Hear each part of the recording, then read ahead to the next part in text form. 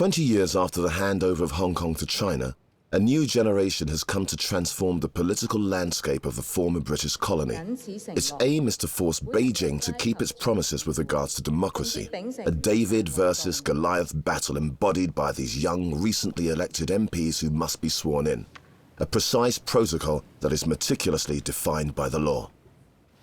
本人朱凱迪謹以至誠據實聲明及確認，本人就任中華人民共和國香港特別行政區立法會議員，定當擁護中華人民共和國香港特別行政區基本法，效忠中華人民共和國香港特別行政區。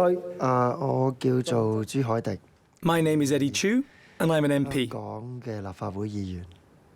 民主自決，暴政必亡。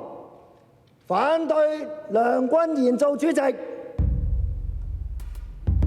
In the space of a few minutes, these young MPs transformed this official ceremony into a major political event.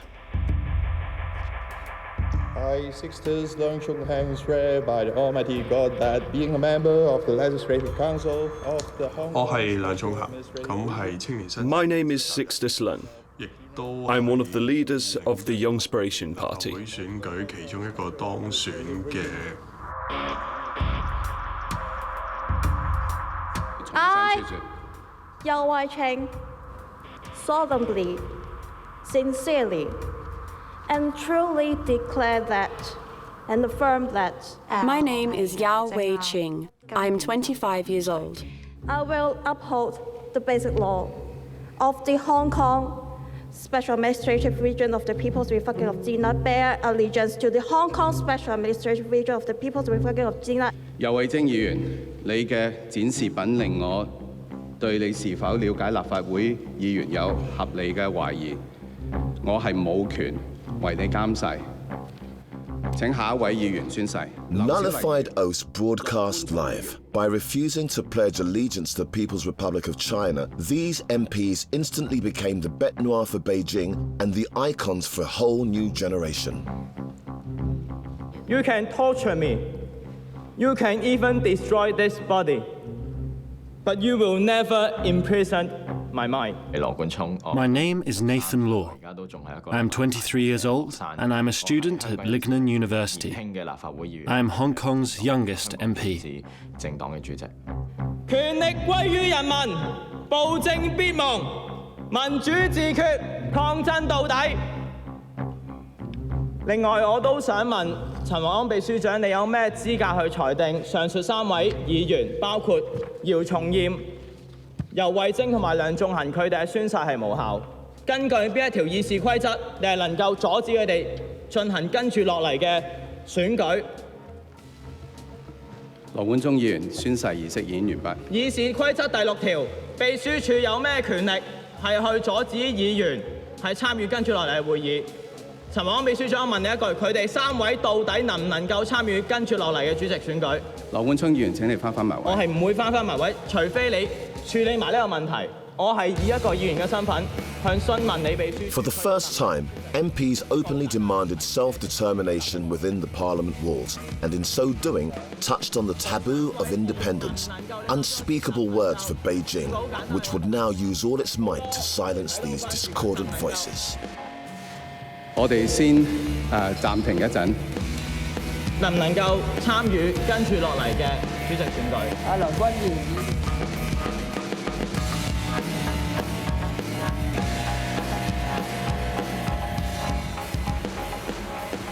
The election of these young rebels has unveiled an image of Hong Kong that is far removed from the one which is displayed along its famous bay. Because hiding behind this postcard scenery lies a highly unequal society in which Yao Wei-ching has grown up, a city that is no longer British, but which isn't quite Chinese either. a city where 20% of Hong Kong's citizens live below the poverty line.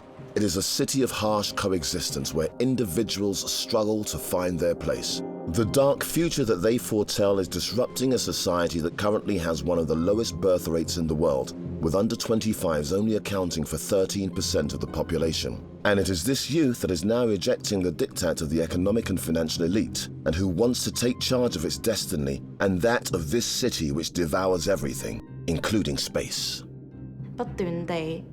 Rents are going up and up. It seems that we have placed our trust in the wrong people.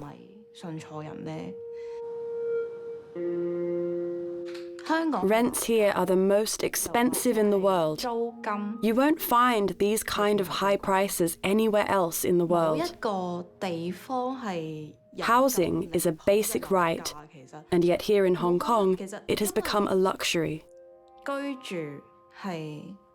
And so for us, the young people, we think that it is normal to live with our parents. And when our grandparents also live under the same roof, it all becomes far too cramped. If I had to describe the places where Hong Kongers live, I would say they are like hamster cages. And this is a feeling that you have even when you're outside.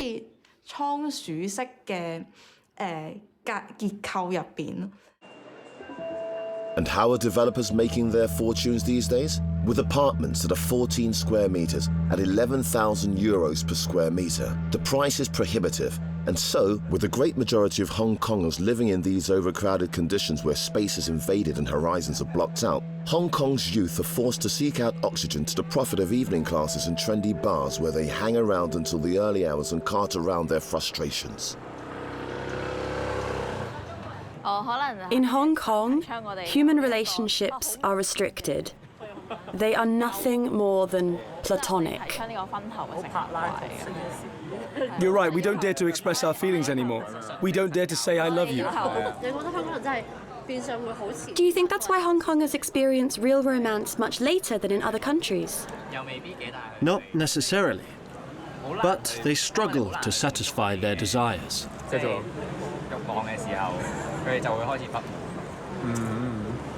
I've heard that in some of the hotels in Kowloon Tong, people queue up to have sex.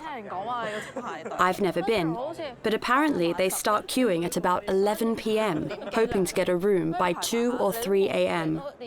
And by the time your turn comes around, you're no longer in the mood.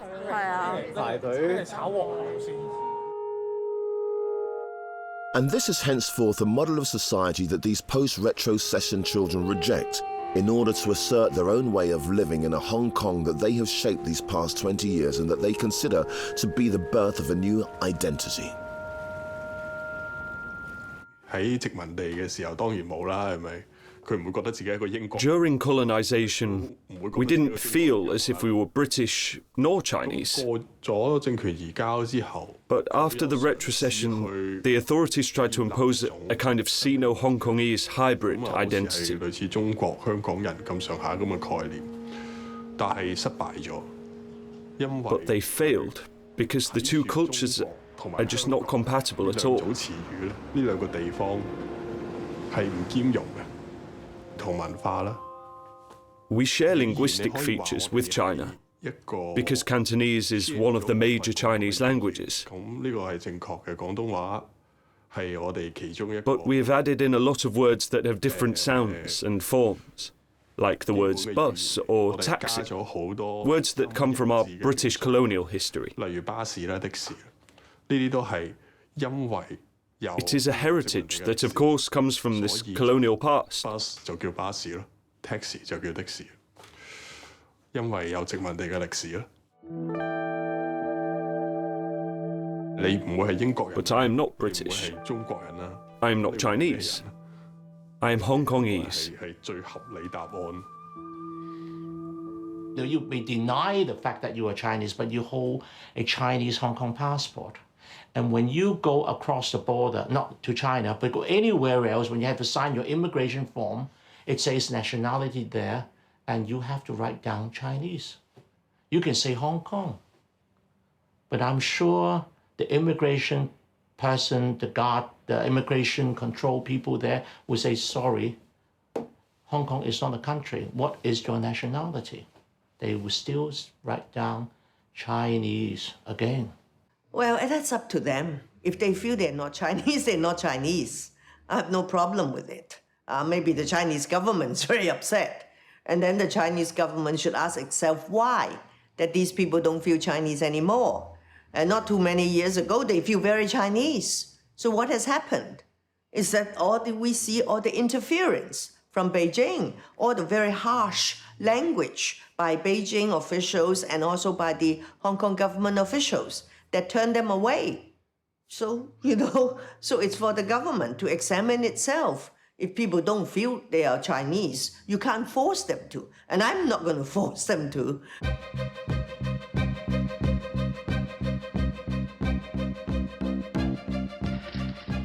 The agreement has been formally signed today in Beijing by Mrs. Thatcher in the presence of Mr. Deng Xiaoping himself. To understand the origins of this identity renunciation and this cultural rejection, we need to go back to 1984, when the British and Chinese were sealing the future of the colony of Hong Kong in a document that served as an international treaty, the Sino-British Joint Declaration.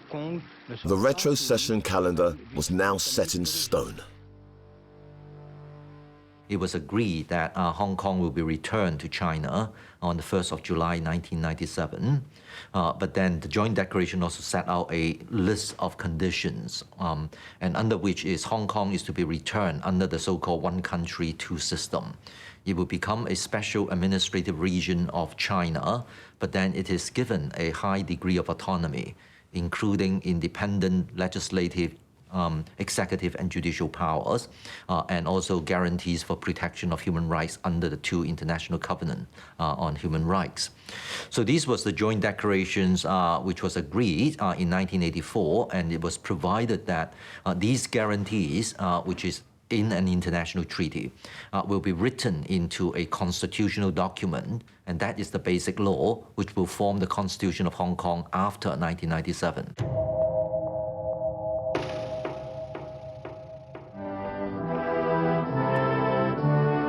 On the 1st of July 1997, the British Crown stepped down after a 155-year rule.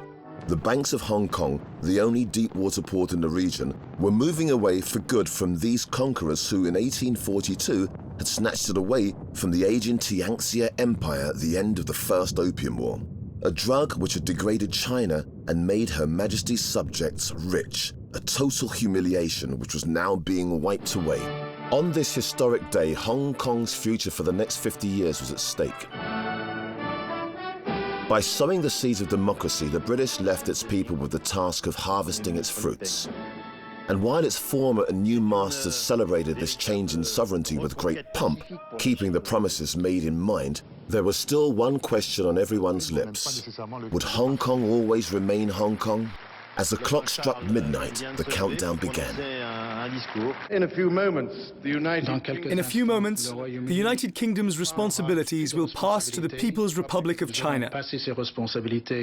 Hong Kong will thereby be restored to China, and, within the framework of one country, two systems, it will continue to have a strong identity of its own and be an important partner for many countries in the world. The Chinese government will continue to apply the system of one country, two systems, and will grant a high degree of autonomy to Hong Kong, which will maintain the same social system and way of life that the country currently has. These words were not enough to reassure the Democrats. Martin Lee, an historic figure from the hostile opposition to China since the Tiananmen Square massacre in 1989, voiced his concerns. Would China one day accord democracy and universal suffrage as promised? We know, of course, that without a democratically constituted government and legislature, there is no way for our people to be assured that good laws will be passed to protect their freedoms. An outstanding lawyer and a highly respected figure amongst the political intelligentsia, in 1982 Martin Lee took part in the composition of the first drafts of the Basic Law, which should have guaranteed that promises made were kept. It's provided in the Basic Law that during the first 10 years after the handover, that is the first 10 years from 1997 until 2007, we would not be given full democracy or universal suffrage. But after the 10 years, starting from 2007, we can have it. Now, so we're waiting for that time, all right? Because it's now more than 10 years. But unfortunately, Beijing kept on postponing it. Although the Basic Law makes it very clear that the ultimate aim is to have universal suffrage both for the election of the chief executive as well as for every legislator. Whilst the 7 million Hong Kongers packed into their 1,000 square kilometres sat waiting for the universal suffrage that they had been promised, these young localists decided to defy time and not to remain at the mercy of Beijing's goodwill any longer. And despite their young age, they proposed a 180-degree about turn to voters, far removed from the policies pursued by their pan-democratic elders. By setting its heart on these children of the retrocession generation, Hong Kong has voted for change. At 23 years old, Nathan Law is now the embodiment of this political shift. With Demosisto, the centre-left party that he co-founded in April 2016, he established a political startup in which passion and commitment compensate for an experience. Along with his colleagues who are barely more than teenagers themselves, Nathan Law is putting the strategy of the localists in place. Because in a few weeks' time, the Hong Kongers will be electing their new chief executive. A first for these newcomers.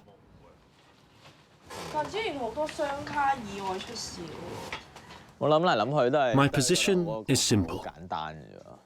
If you think that it's better to vote for the pro-establishment and choose the least bad out of the candidates, then vote for John Tsang. If not, then you should spoil your ballot paper.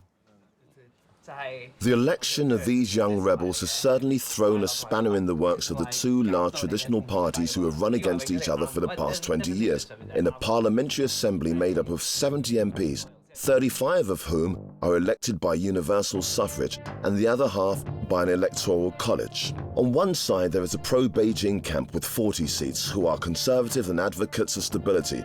On the other, there are the pan-Democrats with 23 seats ranging from centre to left, supporters of dialogue and compromise with Beijing. And opposing them, there are now 7 localists with a new political force that is more radical and nationalist and who no longer see China as a mother country but as a new occupying power, a voice of which Nathan Law is the echo.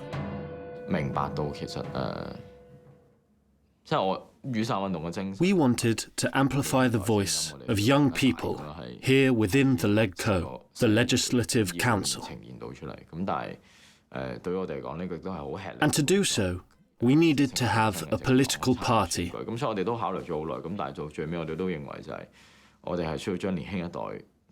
A stable political representation to bring the questions on Hong Kong's future to the table. Something that the other political parties are no longer able to accomplish.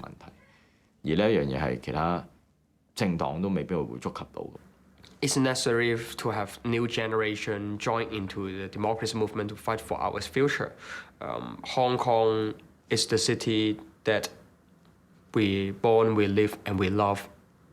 I born a year before the handover, and it's time for our generation to get back the future of our city.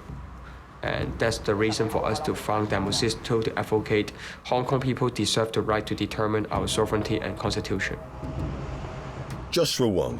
His face is known around the world, making the front page of the major international newspapers. At 19 years old, he is one of the leading figures in the fight for democracy in Hong Kong. Hello, you can find out the news about the flooding problem in the metro station. Hello, take this leaflet with information about the flooding problem.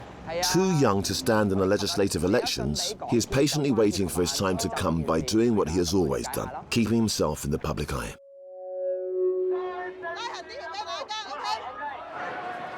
In 2011, with a handful of activists who were barely 14 years old, he launched the movement Scholarism, which was opposed to the introduction of a patriotic educational class in the school curriculum that was designed to glorify China. It was here that Joshua Wong's leadership qualities became apparent. National Education forced the student agree to the Communist Party, CCP. We think it connect a lot of problems. It's a brainwash education, control the independent thinking of students. We didn't agree with the program, which was nothing more than propaganda. So we decided to oppose it. In Beijing's desired program, there would be no mention of the 1989 Tiananmen Square massacre and no reference at all to the vagaries of Maoism. In the course's summary, it said that the Communist Party is an organization that guides, unites, and develops China. There was also a chapter within this summary on the evaluation of teachers to find out their degree of love and passion for China.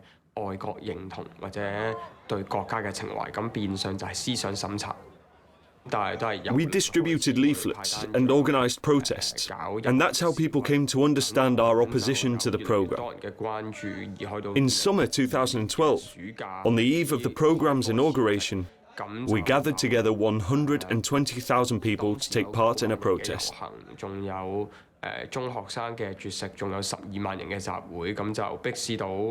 month later, the government announced that the program had been withdrawn.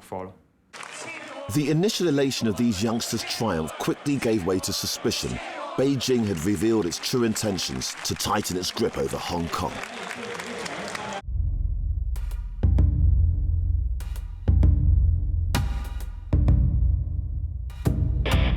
Three years later, Beijing announced an electoral reform which would drop like a bombshell.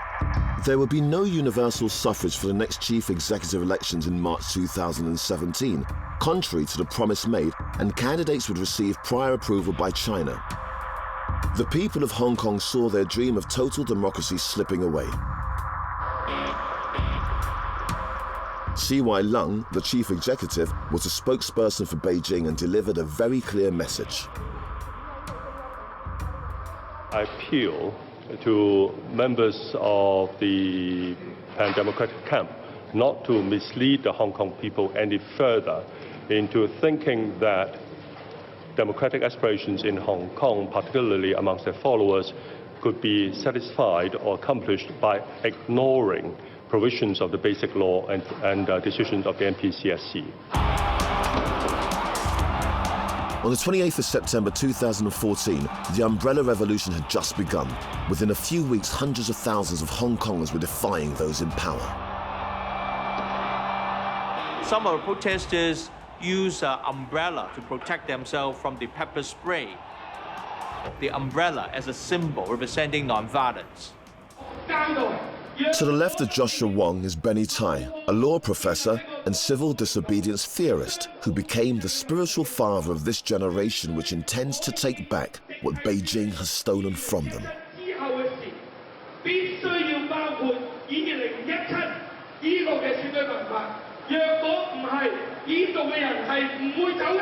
We occupy the central district, that's the central business district, in a way to indicate that we want Hong Kong not just about money making. We want Hong Kong to a place also of justice, of fairness, and therefore we choose that place to occupy.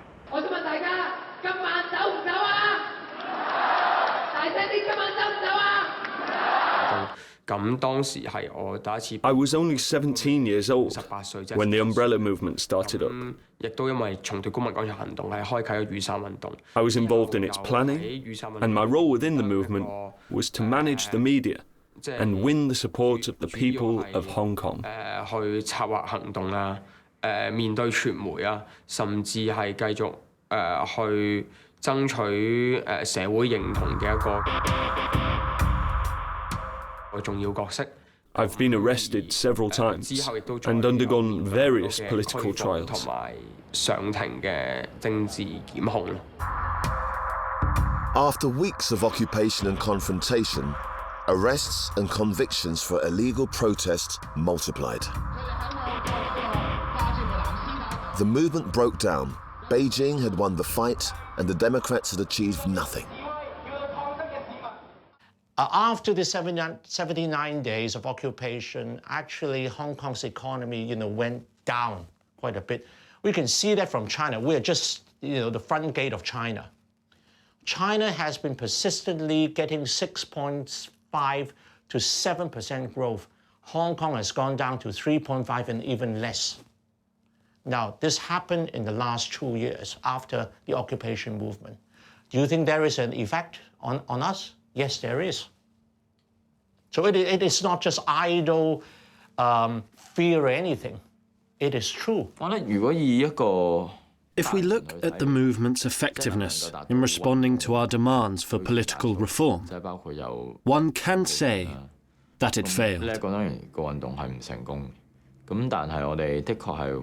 But we succeeded in bringing about a political renaissance for Hong Kong, and we initiated social disobedience by inciting more and more Hong Kongers to throw themselves into social movements. This movement has left behind a heritage which has served to enrich the pro-democracy movement.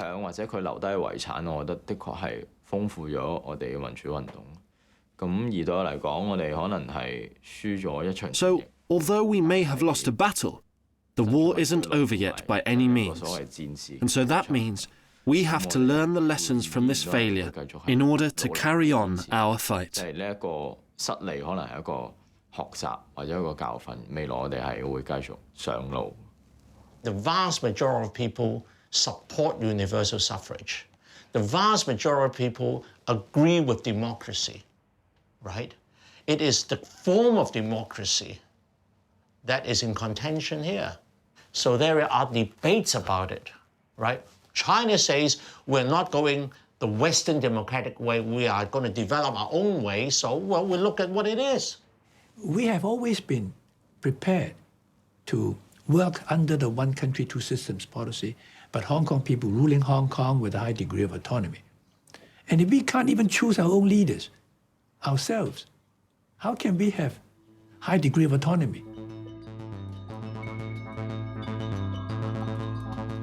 Nathan Law leads his fight at a social level in an environment that has been able to modernize itself, but which still remains entrenched in its traditions. Nathan Law is trying to break down barriers and occupy the voids left by the old Democrats, to venture into territory that raises the hackles of the most conservative pro-Beijingers. Bucking the stuffy stereotype of the MP in a suit and tie, Nathan Law is young, and this MP is proud of who he is. This is what he has come to explain this morning in front of an audience of businessmen and women and LBGT activists.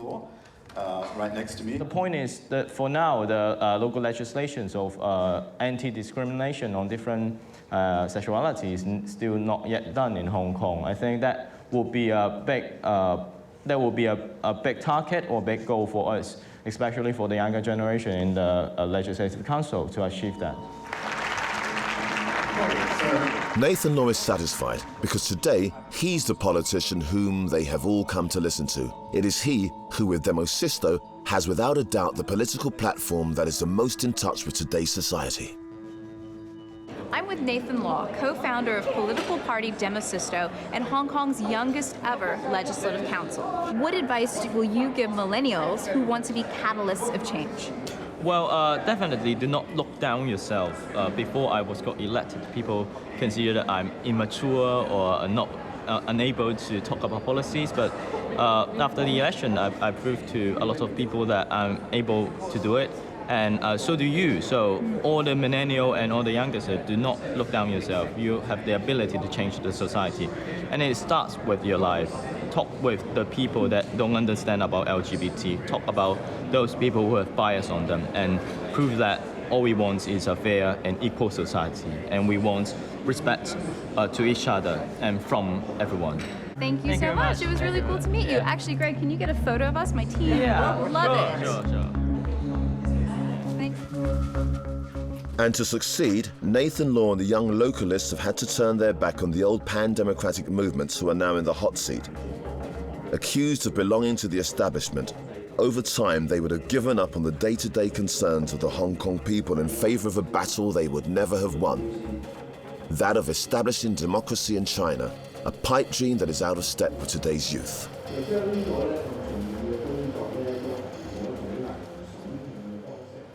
以前大家都好相信泛民，覺得佢哋幫我哋爭取民主，甚至 At the time, everyone believed in the democratic camp because it was fighting for democracy in China. 即係呢啲普世價值，大家都 And they weren't wrong to do so. 但係慢慢會反思。 But when we look around us, we no longer recognize Hong Kong.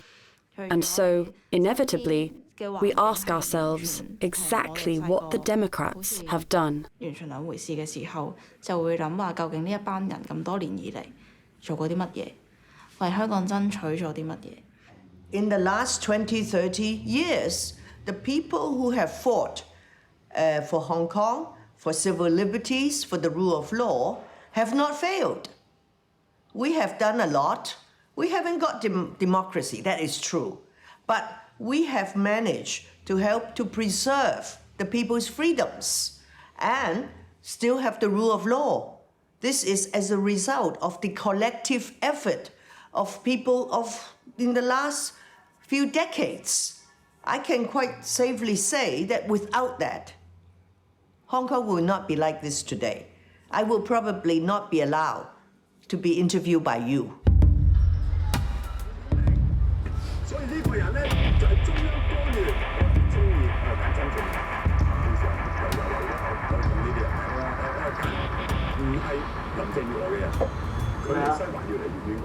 She's not supporting him anymore. 8 days away from the elections for the next chief executive, it's all go in the offices of Demo Sisto on the 9th floor of Parliament. Nathan Law and his colleagues, with their air of hip teenagers, need to decide on their voting instructions. Which candidates should they choose and which alliances should they make? For the first time, Nathan Law will come up against an electoral system that was defined in 2014 when Beijing imposed its reform. A system that is considered to be the most complex in the world and which he must perfectly master. He doesn't have much choice. The bill submitted by Beijing is far from holding the promise of change. In the running are Carrie Lam, Beijing's favourite and former First Secretary of the administration. John Tsang, great servant of the state, former Secretary of Finance and pro-Beijing, and Wu Kwok-hing, a retired former judge who is also pro-Beijing. 3 candidates who aren't decided between by the 3,800,000 voters, but by just a section of them. The 1,200 happy few members of the Hong Kong elite, the majority of whom are pro-establishment, who are known as the Inner Circle. It is they who will appoint the new chief executive, 1,200 privileged people who come from industry, business and finance with occupational fields ranging from fishermen to architects, from trade unions, social and religious organisations, without forgetting the 70 LegCo or Legislative Council MPs. With such a system in place, Hong Kong is the only place in the world where a bank can vote, whilst its employees are denied this right. In any case, at the end of the day, it's always Beijing that wins. A fatality that Demo Sisto refuses to accept. Its position is clear: we won't sell our soul to the devil. Because in the democratic camp, there are increasing divisions caused by classic scenarios, the young against the old and supporters of compromise against those who want radical change.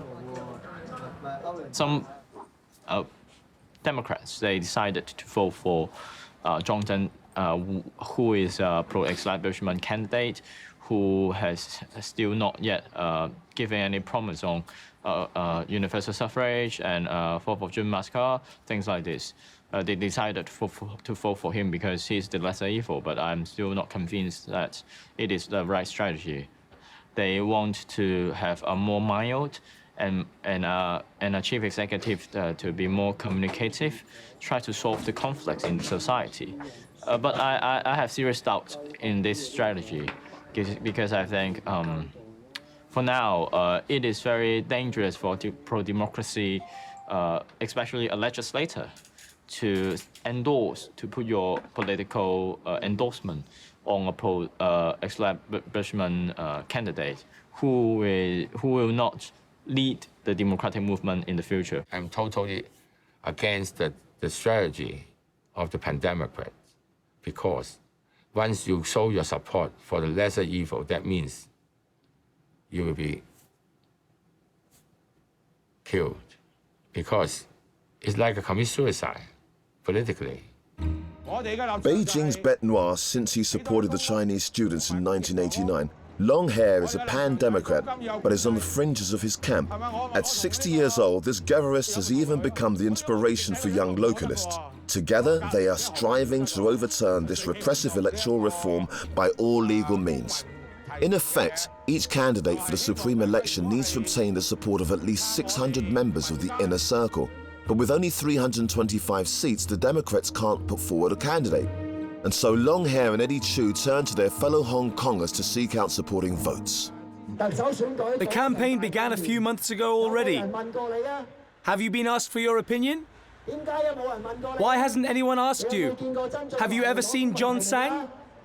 Have you ever seen Wu Kwok-hing? Have you ever seen Carrie Lam come and ask you your opinion? No. And why? Because they don't dare to. An approach that is authorized under Hong Kong law, which must allow Long Hair to free himself from the designation of the inner circle. To be appointed, he needs 38,000 signatures. He will only receive 21,000.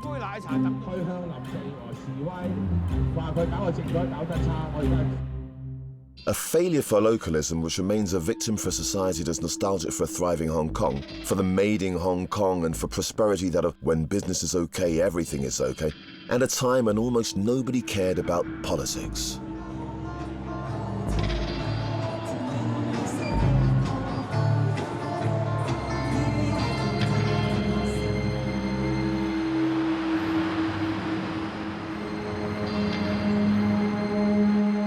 Hong Kong become a casino. What happened in Hong Kong is a casino economy. Hong Kong become a very prominent financial center in a global scale.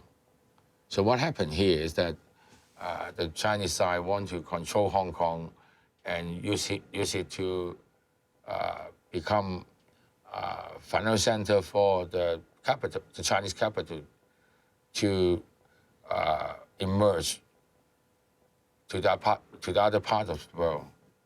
And it makes Hong Kong a different place because high inflation, high inflation, and the gap between the rich and poor become more and more significant.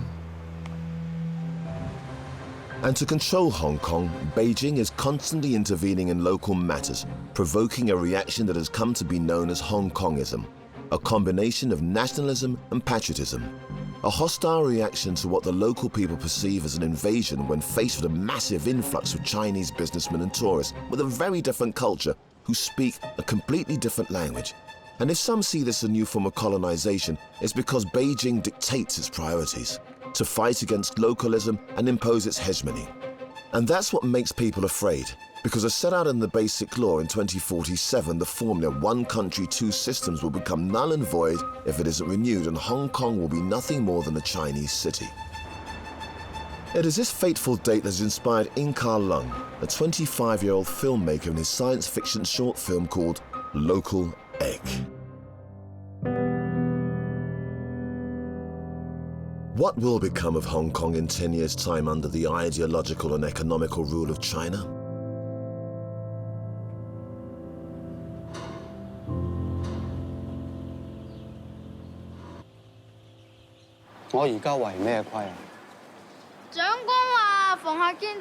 呢張名單上面寫咗嘅字都要影低佢。賣蛋都犯法。賣蛋冇問題，係本地兩個字犯規。咁我問你啦，本地即係邊度？香港咯。咁本地蛋即係邊度嘅蛋？香港咯。如果我寫香港蛋，有冇問題咧？香港冇問題啊。同一隻蛋，寫本地蛋就有問題，寫香港蛋就冇問題。講唔講邏輯㗎？成個古仔其實 This is all just a made-up story. 所以But it is also something to set the alarm bells ringing.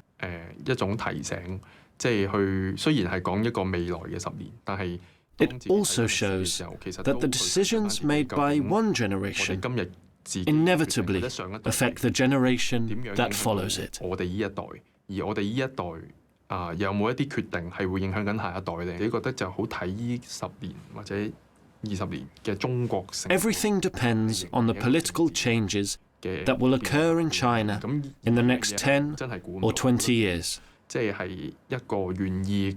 is hard to say if the country will move towards democracy or if it will retreat and lock itself into its autocracy. A Chinese autocracy of which some of the young MPs are already bearing the brunt. 1 month after her refusal to pledge allegiance to People's Republic of China during her swearing in front of the parliamentarians, Yao Wei-ching was invalidated by the judges. But not just by any judges, because to put an end to any ideas of independence, Beijing didn't hesitate to flex its muscles by meddling in Hong Kong's internal affairs. By interpreting and applying the Basic Law for the 5th time since retrocession, China bypassed the local justice system and Yao Wei-ching consequently lost her seat in parliament. I want to highlight the fact that myself and Sixtus Lung were chosen by the voters in the September elections, with 20,643 votes for me and more than 30,000 for Sixtus. If the tribunal uses this method to disqualify us, I think that it's clear to everyone what kind of society we are living in. China came out very strongly with the two legislators who insult China in their oath-taking and also put up that banner saying Hong Kong is not China, and they see it as this is advocating independence. This is not acceptable. And something has to be done about it. I think the Hong Kong government sensed that, and the Hong Kong government decided to take out legal proceedings to say that, well, these two legislators have not done the oath, and instead by what they have done, they refuse to take the oath, and therefore they are disqualified. And the government take out judicial proceedings to disqualify the two persons. And after the submissions have been done and the judgment was reserved, and the judge is considering his judgment, over the weekend, the NPC Standing Committee made the 5th interpretation, which to me, I think that is by far the most controversial interpretation. And that highlights how undesirable the NPCSC is when they make an interpretation in the middle of a trial. It clearly interferes with the judicial process. And affirm that being a member of the Legislative Council of the Hong Kong Special Administrative Region of the People's Republic. People voted for us because they share the same political view as us. They voted for us because we are offering something different. We've done something that no other MP would have dared to do previously. Everyone knew that we were going to do something during our swearing in. This invalidation is a first in the world. It is the first time that a representative who is legally elected by the people is disqualified by a democratic government. It's totally ridiculous. There are now some people, very few people, asking for independence, but they are not doing anything about it. You know? If you want independence, and China says no, either you give up, or you have started civil war. You have to start revolution. But you don't want to use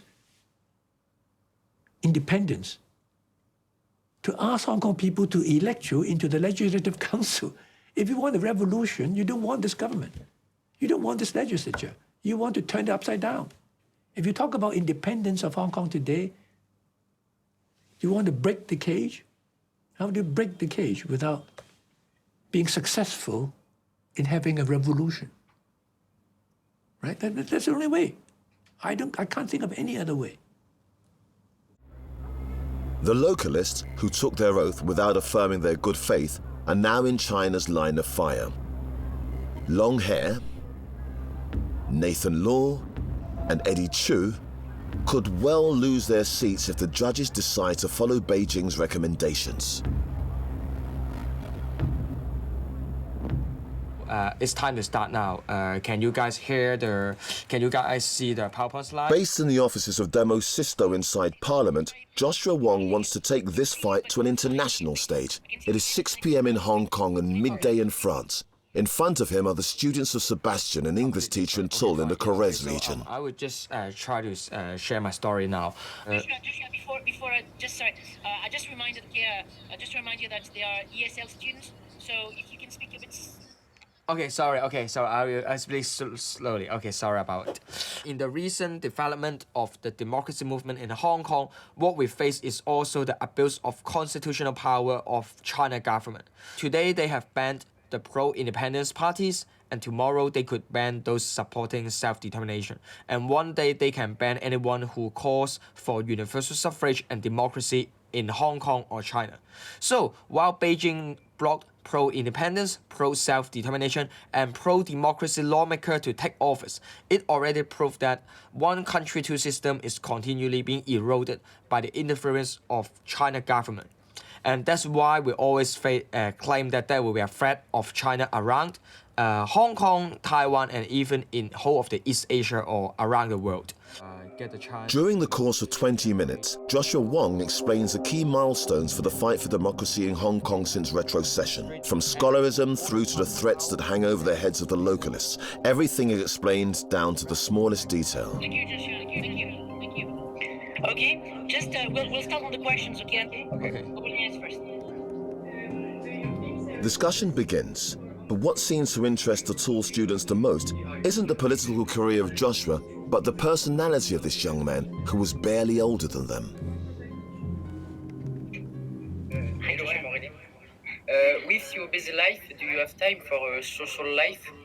Being a student activist and being one of our iconic representative of democracy movement in Hong Kong, sometimes it's need to sacrifice. Just like it's easy to be recognized on street, and until 8 p.m. in the evening, usually I should go back home and to have dinner with my family. But now I'm still having a Skype, having a conference call to share my experience and my journey in social movement. But I would say that if the things that I involve or organize is valuable, I think it's still worth for me continue to fight. Yeah.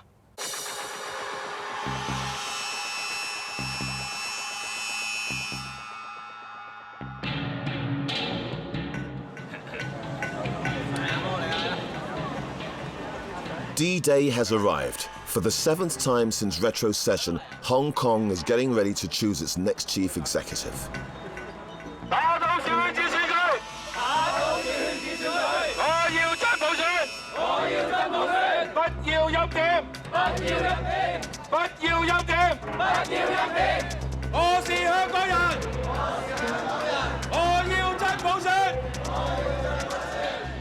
The 1,200 members of the Inner Circle, which Long Hair, Eddie Chu and Nathan Law belong to as MPs, are preparing to vote. The time has come for rallies and predictions. In, 4 hours, Carrie Lam might have been selected. Do you think anything changes July 1st when she becomes chief executive? Well, definitely, if you appoint a candidate that is not favored by people, then the rebounds must be larger. So I think there will be massive protests on 1st of July. Gathered in front of the city's largest business centre, which has been transformed into a polling station for the occasion, members of civil society, citizens and students have come to support the group of localists. The police warn that this rally is illegal. My name is Leung Kwok Hung. I am an MP. Are you a thug or a policeman? Will you let me through or not?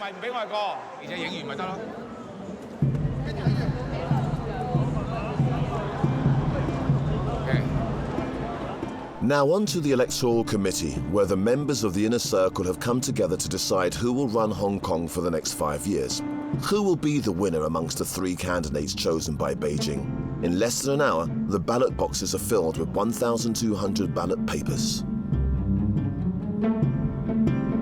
It will not take long for the officials and the returning officer to count the votes. I think it's the shortest vote counting on this earth. I voted a blank vote because that's a protest to this small circle selection, and actually we call it election. By spoiling their ballot paper, the localists have provided a reminder of the founding principles of their fight, reaffirmed their desire for self-determination, and set in stone the future of their opposition to Beijing, despite the threats that hang over them. Nathan Law, Eddie Chu and I, we don't even know if we will still be MPs next month. That is why the poem says, even when the flowers die, when they fall on the ground, they provide nourishment for new flowers. Thank you, Longhair. Now it's time for me to announce the definitive results. Carrie Lam has won with 783 votes.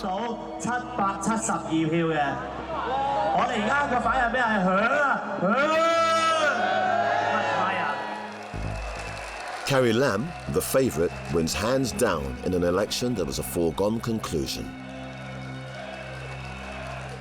Why the Beijing government may not want Hong Kong to have election? Hong Kong has been a place where new ideas was born, and new ideas would influence the development of China. I think that's why China worry about the democratic development of Hong Kong.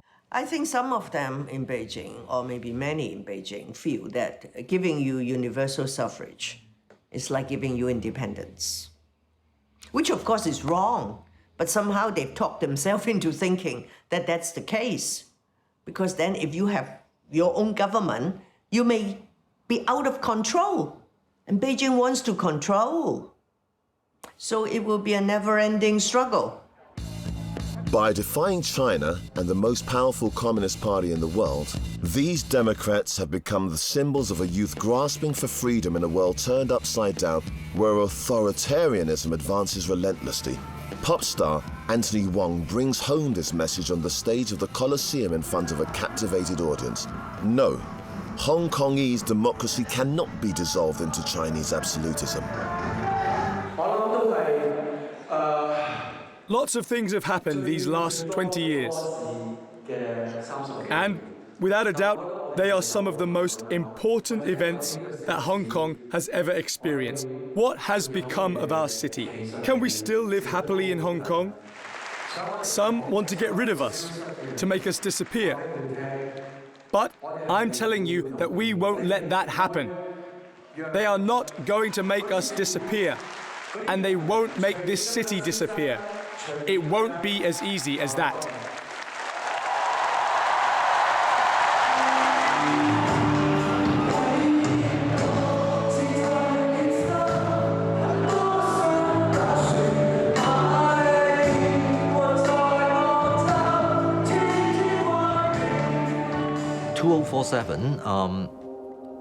No one really knows what happened.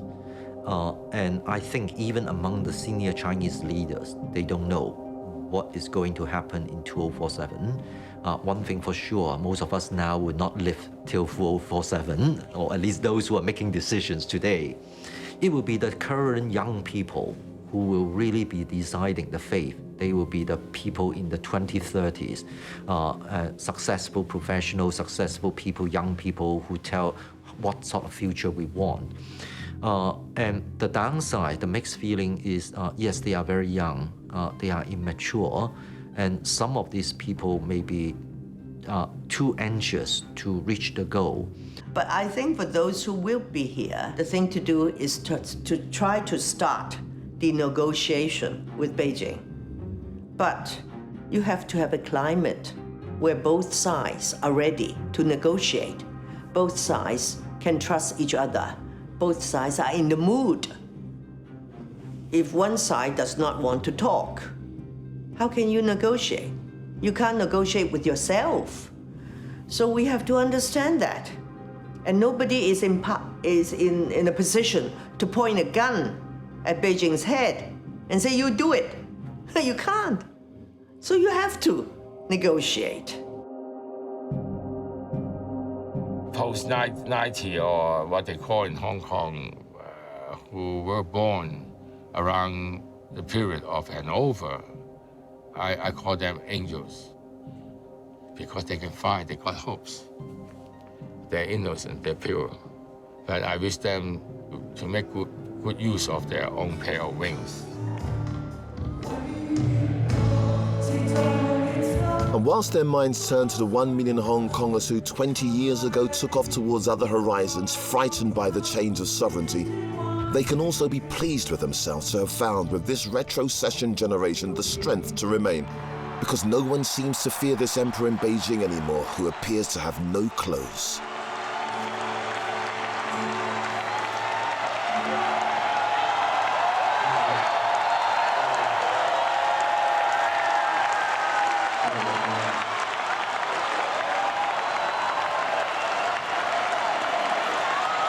Thank you.